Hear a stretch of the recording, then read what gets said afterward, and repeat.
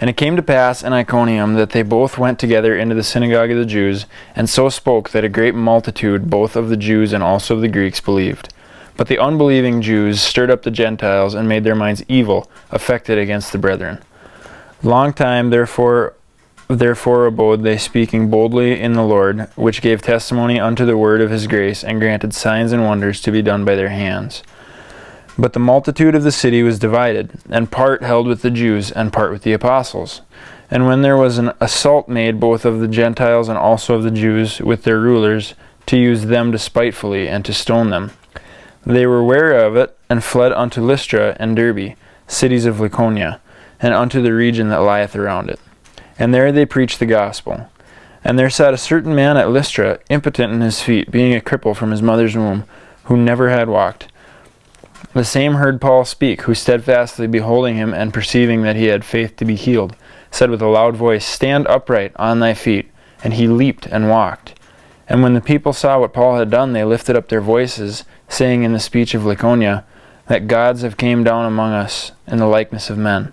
And they called Barnabas Jupiter, and they called Paul Mercurius, because he was the chief speaker. Then the priest of Jupiter, which was before their city, brought oxen and garlands unto the gates, and would have done sacrifice with the people. Which when the apostles Barnabas and Paul heard of, they rent their clothes and ran in among the people, crying out and saying, Sirs, why do you say these things?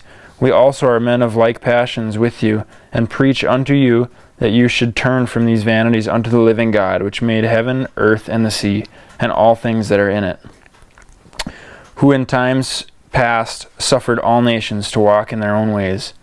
Nevertheless, he left not himself without witness, in that he did good, and gave us rain from heaven and fruitful seasons, filling our hearts with food and gladness. And with these sayings scarce restrained they the people, that they had not done sacrifice unto them. And there came thither certain Jews from Antioch and Iconium, who persuaded the people, and having stoned Paul, drew him out of the city, supposing he had been dead. Howbeit, as the disciples stood around him, he rose up and came into the city, and the next day he departed with Barnabas to Derbe. And when they had preached the gospel to that city, and had taught many, they returned again to Lystra and to Iconium and Antioch, confirming the souls of the disciples and exhorting them to continue in their faith, and that we must through much tribulation enter into the kingdom of God. And when they had ordained them elders in every church, and had prayed with fasting, they commended them to the Lord, on whom they believed. And after they had passed throughout Pisidia, they came to Pamphylia. And when they had preached the word in Perga, they went down into Attalia, and thence sailed to Antioch, from whence they had been recommended to the grace of God for the work which they fulfilled. And when they were come, and had gathered the church together, they rehearsed all that God had done with them, and how he had opened the door of faith unto the Gentiles. And there they abode long time with the disciples.